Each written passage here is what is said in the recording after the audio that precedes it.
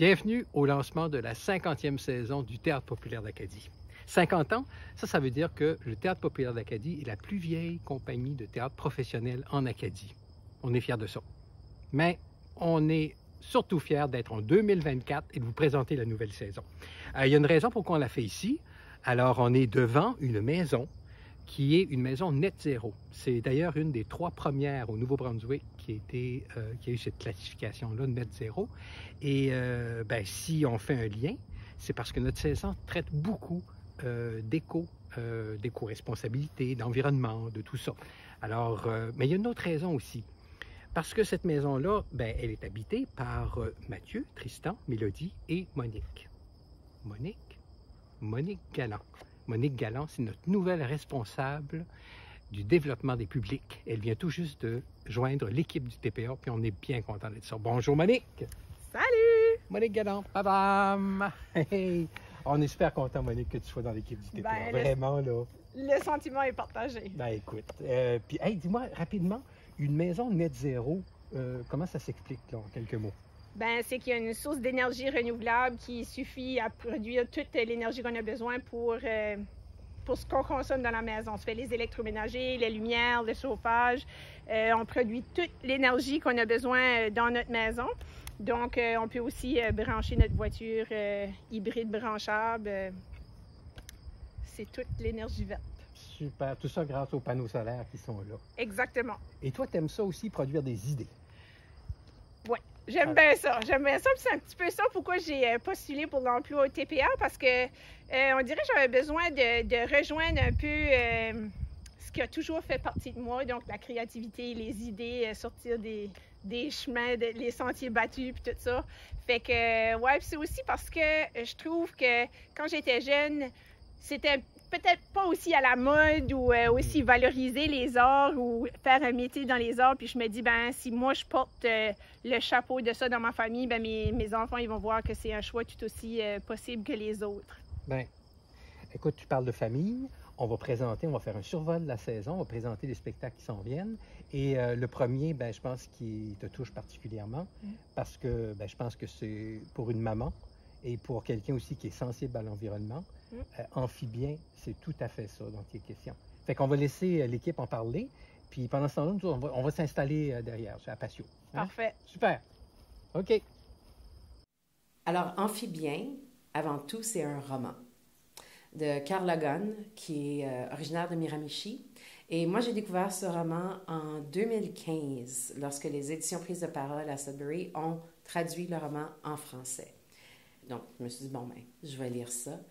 Et je suis tombée en amour avec le personnage principal, un jeune garçon de 9 ans qui s'appelle Félix dans la pièce de théâtre. Oli, faut qu'on fasse quelque chose pour Pomme. Quoi? Moi, je trouve ça cool d'avoir un animal en classe. Comment tu te sentirais, toi, si t'étais enfermé dans un aquarium avec plein de gros visages qui te regarderaient sans cesse? J'avais pas pensé comme ça. On l'a forcé à être là. Un animal de compagnie doit être consentant quand même, non? On rentre vraiment dans l'univers du personnage principal de Félix, donc on va dans l'univers de l'enfant, mais tout en gardant des enjeux vraiment concrets et importants. Oli, j'ai peut-être une idée, mais j'aurais besoin de ton aide.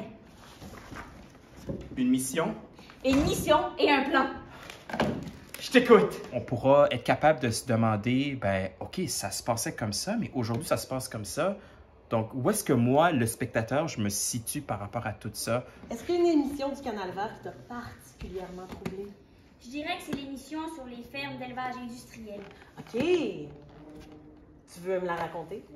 Comment on fait parler les marionnettes sans nécessairement avoir une bouche de la marionnette qui fait ça. Donc, on est vraiment dans un univers éclaté. Il y a 2 trames qui existent dans la pièce. Il y a le monde réel, concret de Félix, puis il y a tout son univers intérieur.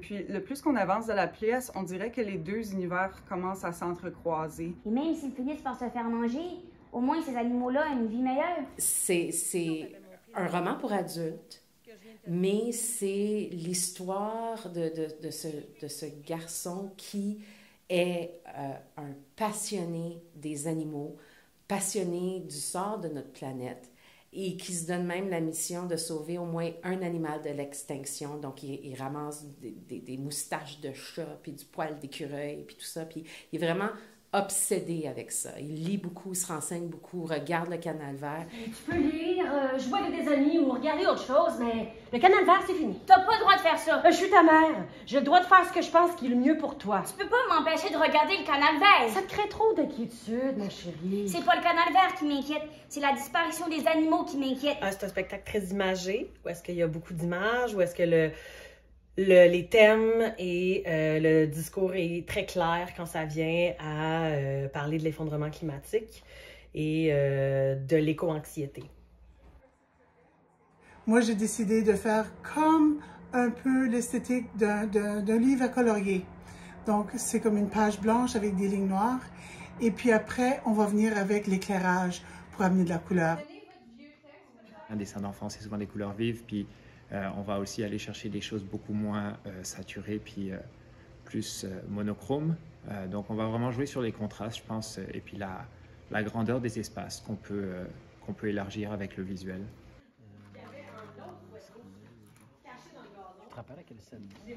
On va avoir pas mal de thèmes musicaux qui vont se répondre l'un à l'autre. Aussi, comme c'est une pièce qui emploie les marionnettes et les animaux, ben, on essaie de trouver, par exemple, c'est quel instrument qui répond le mieux à l'esthétique d'une marionnette, les caractéristiques d'un animal, par exemple, ce genre de choses. Là, on dirait que vous étiez comme plus proche, mais peut-être que c'est juste de le faire, mais... Et là, enfin, Amphibien va voir le jour. Et on a hâte de partager cette histoire-là. Puis ce qu'on a voulu faire, justement, c'est de créer un spectacle tout public. Donc, à partir de 10 ans, ce qui fait en sorte que on peut, en famille, aller voir le spectacle, on peut même offrir des matinées scolaires, on peut le voir en adulte en soirée, mais on voulait créer la conversation. L'objectif est vraiment de parler de ce qui se passe, de parler ensemble en communauté, de ce qu'on ressent, ce qu'on vit. Et en tout cas, on a hâte d'en parler avec vous. Donc, au plaisir de vous voir cette année. Merci.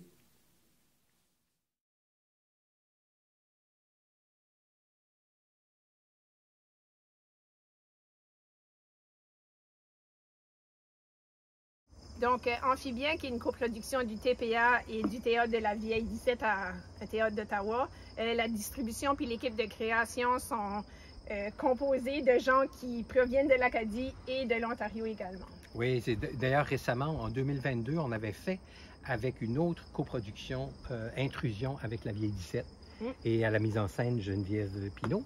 Et Geneviève, d'ailleurs, c'est elle qui a fait la mise en scène aussi de Becca, qu'on a présenté la saison dernière, qui a été un grand succès. Une coproduction cette fois-là avec le TNB.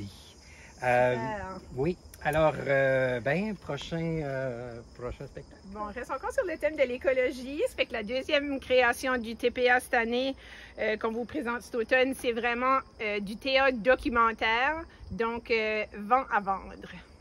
C'est Mathieu Gérard qui dirige, qui a fait la recherche, qui a écrit, il joue aussi dans la pièce et il fait la mise en scène.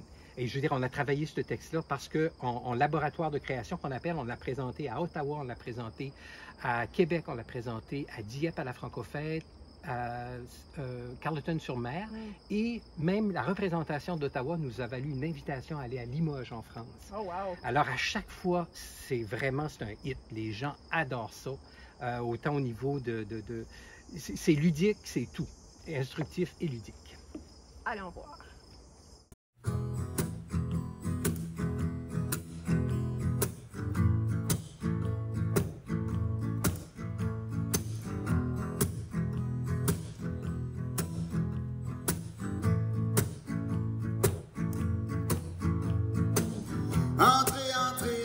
Va me conter une petite histoire d'un village dans le nord du Nouveau-Brunswick qui s'appelle Anse Bleu. Naveco propose un modèle coopératif. Oui, on veut de l'énergie, mais pas chez nous à l'Anse Bleu, ailleurs. Il a vanté là puis bordé le chemin, tout le chemin. C'est pas par rapport pour les éoliennes au Parti vert, c'est parce que ça va être parmi nos maisons.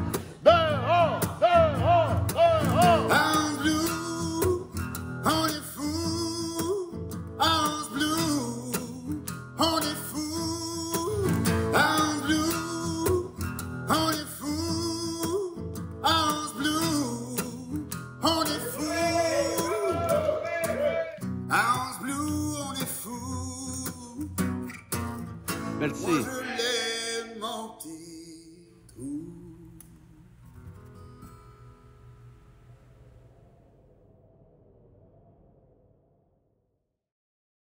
Salut, je m'appelle Mathieu Girard. Je suis ici pour vous parler aujourd'hui de Vent à vendre. Qu'est-ce que c'est cette pièce de théâtre-là documentaire? Une pièce de théâtre documentaire sur des éoliennes. Ouais, en fait, sur un parc éolien.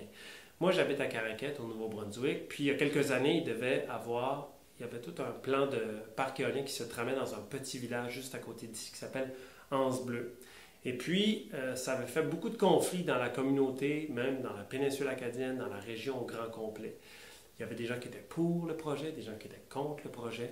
Puis j'imagine que ça, chez vous, peut-être aussi, vous avez entendu parler de projets éoliens ou d'énergie renouvelable, de panneaux solaires, peut-être de mini-réacteurs nucléaires, où il y a des gens qui sont pour, puis il y a des gens qui sont contre. Et il y a surtout aussi des gens dans le milieu qui ne savent pas se retrouver, qui ne savent pas sur quel pied danser parce que c'est des questions complexes, difficiles à comprendre. Il y a quelques années, j'ai commencé à faire une recherche avec mon petit enregistreur. Je suis parti à la rencontre des gens d'Anse-Bleu et d'ailleurs, des gens qui étaient reliés à cette histoire-là, puis je me suis mis à les enregistrer, faire des entrevues avec eux autres. Ces entrevues-là, ensuite, je les ai retranscrites, puis j'ai demandé après ça à des comédiens de redire ces phrases-là que ces gens-là avaient dit, donc leur verbatim. Et donc, j'ai fait un montage de ces entrevues-là et c'est devenu une pièce de théâtre qui s'appelle Vent à vendre. On joue autour d'une table, comme ceci, comme si c'était une discussion. Il y a du public des deux côtés ou des trois côtés de nous. Il y a un quiz et on parle de ce qui s'est passé à l'Anse-Bleu. Les gens d'Anse-Bleu, joués par des comédiens, me racontent qu'est-ce qui s'est passé. Et puis après ça, on s'interroge sur les éoliennes, sur les panneaux solaires, sur les réacteurs nucléaires, sur d'autres formes d'énergie, le charbon. Des questions vraiment tout à fait complexes qu'on ne peut pas comprendre quand on regarde juste peut-être les nouvelles pour un topo de 2 minutes. Vent à vendre, ça fait environ 1h30. C'est une discussion théâtrale sur les énergies avec le public. Et j'espère qu'on aura peut-être la chance d'aller faire virer notre énergie chez vous. À bientôt.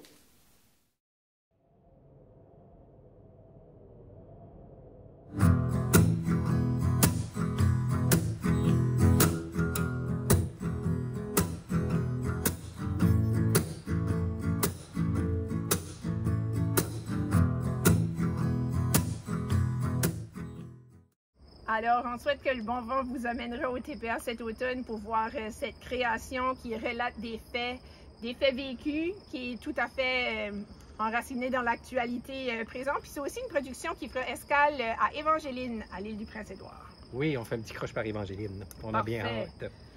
Bon, notre 3e tournée de la saison, c'est un accueil, Alain. Ça fait que là, on présente un autre type de théâtre cette fois-ci, donc un théâtre autobiographique.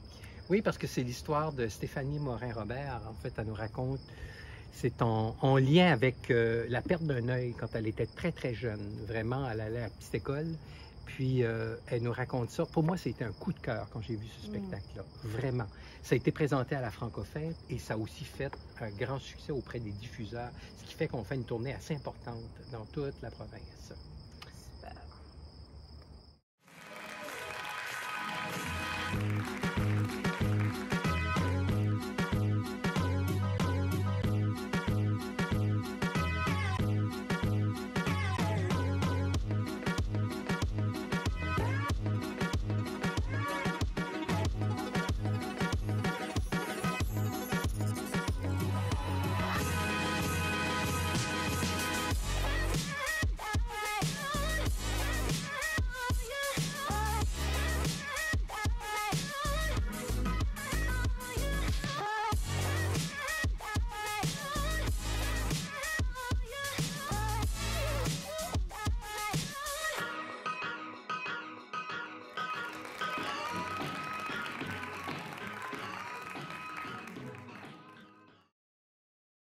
Bonjour, je m'appelle Stéphanie Morin-Robert. Je vais présenter ma pièce Angle mort, une pièce qui parle de moi. C'est une pièce qui me suit depuis 10 ans. Une pièce qui continue à me challenger, à m'inspirer. Une pièce que j'ai présentée plus que 700 fois sur le marché anglophone des arts de la scène. Mais en tant que franco-ontarienne de Timmins en Ontario, je me suis dit, je suis en train de perdre ma langue, je suis en train de perdre ma culture, puis c'est une décision que j'ai faite de commencer à gagner ma vie en français. En faisant la tournée de cette pièce-là, j'ai vraiment appris à être plus à l'aise avec moi-même, puis aussi à pousser le niveau du confort, de Non seulement moi en tant qu'humoriste, en tant que personne qui fait des spectacles, mais aussi le niveau du confort à mon public. C'est une pièce qui normalise les handicaps. En venant au spectacle, tu vas avoir une expérience qui va être drôle, peut-être tu vas vivre des émotions, peut-être pleurer, mais aussi tu vas peut-être trouver ça un peu dégueulasse. Tout au long de la pièce, je parle, oui, de ma jeunesse, mais aussi on me voit en train de réfléchir en tant qu'adulte à quel point j'ai pu prendre ma prothèse, mon œil de vitre, puis l'utiliser à mon avantage. Puis Angle mort, c'est ça. On me voit en tant qu'adulte en train d'assumer quelque chose, en train de célébrer chaque partie de moi, en comptant des histoires de moi, petite fille, qui en avait honte. Puis comment j'ai découvert à trouver cette confiance-là. La pièce Angle mort, c'est de l'humour noir. À bientôt.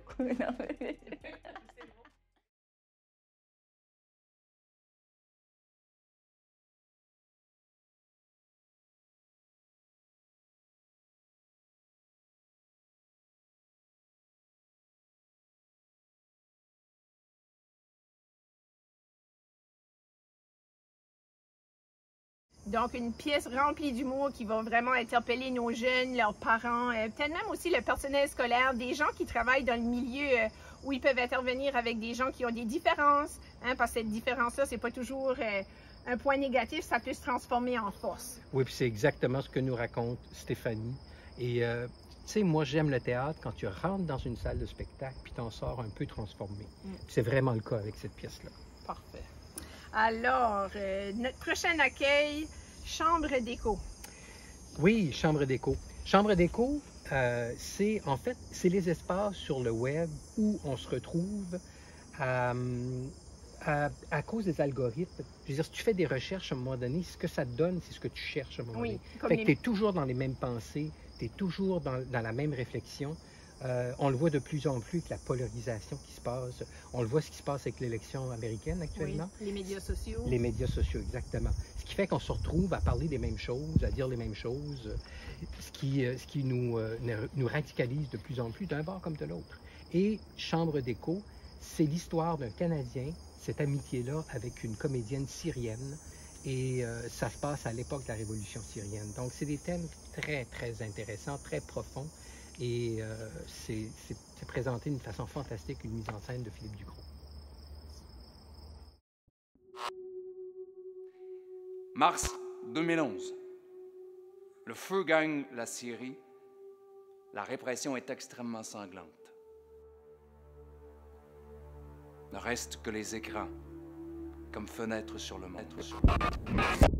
J'ai peur, mais pas de la mort. J'ai peur de perdre mon humanité. Samia, une actrice syrienne rencontrée avant la guerre. 2019, tu décides de venir à Damas, en Syrie. Respirer le jasmin. Chercher sous les ruines ce qui reste de ce pays. Ce qui reste de tes souvenirs, de tes amitiés. Ce qu'il reste de l'humanité. Vous voulez rêver, étudier, croire à demain, croire que ça peut changer, aimer, baiser, espérer. C'est qui? Le Canadien?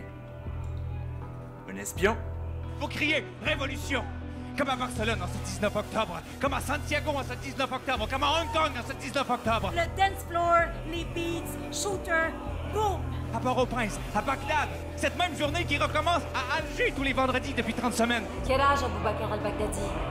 48 ans. Le même âge que toi. Ceinture d'explosifs, chien de guerre. Je couche avec l'ennemi. Réponds! Donc, la pièce Chambre déco, qui est pour un public averti, il y a des images sur scène qui sont présentées, qui sont un peu qui sont violentes, qui relatent des choses qui se sont produites dans l'actualité. Oui, c'est des images d'archives qui sont projetées. Alors, mais le prochain sujet, c'est un petit peu plus léger. Oui, on est un peu plus dans le léger. Puis on est heureux aussi d'accueillir des collègues de Moncton, donc la compagnie de théâtre de l'Escaouette. Et c'est la nouvelle pièce de Herménegilde Chiasson qui s'appelle L'art de s'enfuir. C'est vraiment, là, c'est une production va dire, acadienne, avec une distribution de gens qu'on aime aussi, Gabriel Robichaud, David Lausier, Jeannie Bourdage et Tania Brideau. Alice Vaillancourt. C'est le nom de mon personnage. Alice, elle a eu plusieurs vies. Dans cette histoire, elle entretient une relation avec les autres personnages qu'on pourrait qualifier de problématique. En ce sens, son passage ne laisse personne indifférent. Elle vous fera sans doute le même effet quand vous la verrez au théâtre parce qu'elle a beaucoup de choses à dire vu qu'elle connaît beaucoup de choses.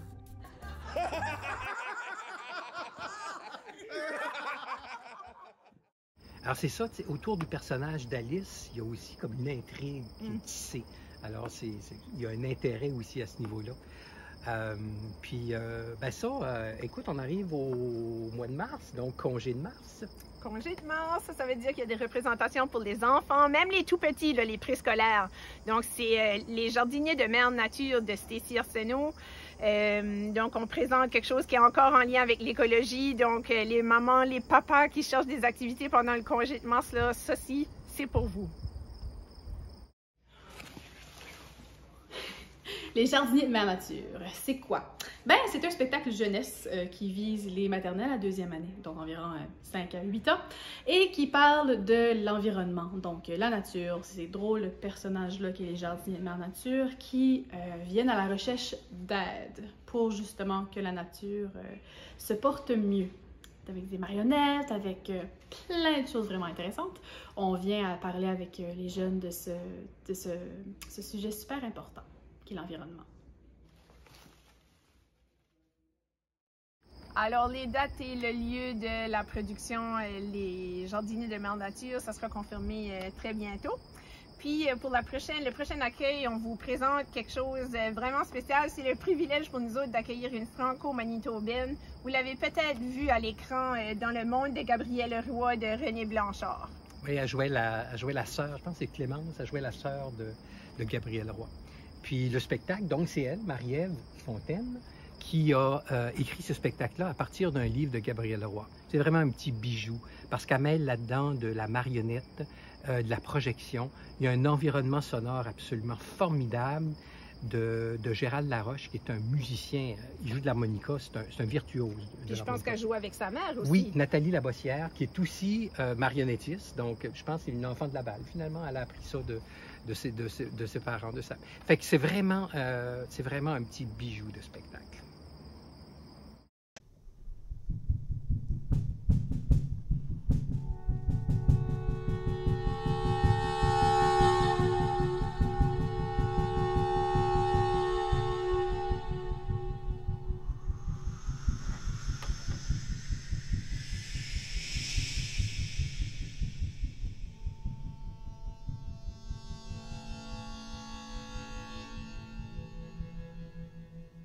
Il reste tout juste un rien de musique, presque imperceptible, suspendu à la cime des arbres.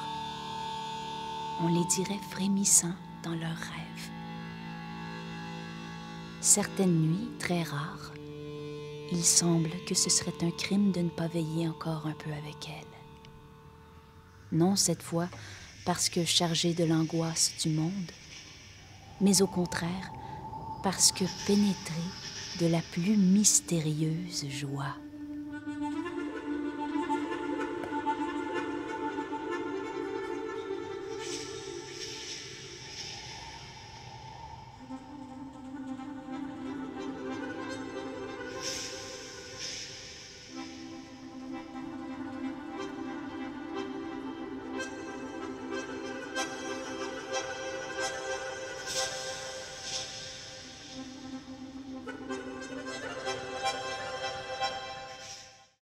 Alors, une autre belle pièce que vous pourrez voir en famille, donc les grands-parents, si vous cherchez une sortie à faire avec vos petits-enfants, c'est vraiment la pièce à venir voir.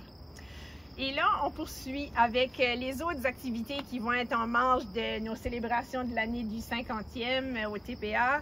Donc, Alain, on poursuit avec des lectures 5 à 7. Je pense que vous avez commencé ce petit concept-là, emprunté pendant la pandémie. Oui, c'est un concept effectivement qui existe. Ça a été développé en Écosse, ça a été repris à Montréal et maintenant un peu partout les gens le font. En fait, c'est un 5 à 7. On sert un petit quelque chose à manger, un petit quelque chose à boire et une lecture. Nous, dans notre cas, c'était des courtes pièces, ceux qui faisaient en Angleterre, mais nous, on fait des lectures. Puis là, ce qui est particulier pour le 50e, c'est qu'on va faire des lectures avec des gens de la communauté. Oh. On va inviter des gens comme ça à être lecteurs, lectrices. Ça veut dire qu'il y aurait des auditions? On va préparer des auditions aussi. Ça va être dirigé par des artistes professionnels, comme les lectures aussi. Et ces lectures-là vont couvrir les 50 ans du TPA, avec une pièce qui a marqué chaque décennie ou qui fait partie d'une décennie, des 5 décennies. On fera un petit spécial aussi pour une lecture avec des jeunes. Oh. Parce qu'on veut souligner aussi tout le volet des jeunes au TPA. Fait que c'est vraiment, ça va être un événement. Mais ça, il y a des détails qui vont suivre bientôt. Parfait. Puis aussi, on a une nouveauté cette année au TPA, notre billetterie flexible. Oui, c'est la billetterie du 50e. C'est un peu comme un cadeau qu'on va faire à notre public. Et le but de ça, bien entendu, le but avoué, c'est de rendre le théâtre accessible. Alors, une billetterie flexible, c'est que vous avez le choix de payer ce que vous souhaitez. Nous, on vous donne le choix entre payer 5 $, 15 $, 30 $, qui est le prix régulier, ou 50 $. Et quand vous allez aller sur notre billetterie, vous aurez à cocher le montant que vous souhaitez payer et on mettra aussi une petite explication de, selon nous, à quoi correspond ce montant-là. Donc, c'est à la fois aussi un geste de confiance qu'on fait envers notre public, mais c'est surtout pour amener des gens, des nouveaux gens aussi qui voudraient découvrir le théâtre, donc pas nécessairement qui ont de moyens ou qui veulent par curiosité faire un premier pas vers le théâtre. Donc, une billetterie flexible qui répond aux besoins de tous les portefeuilles. Puis, si vous êtes curieux, c'est vraiment votre chance de venir découvrir tout ce qui se passe au TPA. Mais aussi, il y a un volet... Juste dire que la billetterie flexible, en fait, les billets vont être mis en vente au mois de septembre. Oui. Et on reviendra là-dessus aussi pour expliquer aux gens comment ça se passe, puis pour déclarer officiellement aussi les billets achetables pour les spectacles. 4 forfaits. Alors, prochainement aussi, on fera un genre de petit happening là, pour le volet jeunesse parce qu'on a aussi beaucoup de choses intéressantes pour le volet jeunesse qu'on garde pour une autre diffusion. D'une part, on avait trop de choses à annoncer là, puis on a beaucoup de choses à annoncer parce que notre Mario Mercier, Super Mario, est en train de nous développer des projets fantastiques puis je dis pas ça parce qu'il est derrière la caméra, mais il fait vraiment un travail fantastique pour développer des nouvelles activités pour les jeunes. Fait qu'on aura bientôt aussi des annonces à ce niveau-là. Ça fait qu'avis à ceux qui sont dans les cours de français dans nos écoles secondaires, les troupes de théâtre, les gangs qui font de l'impro et tout ça, c'est peut-être quelque chose qui pourrait vous intéresser. Fait que c'est ce qui conclut le lancement de la saison 50e. Puis, on vous retrouve bientôt pour la suite. Et bon 50e! Salut!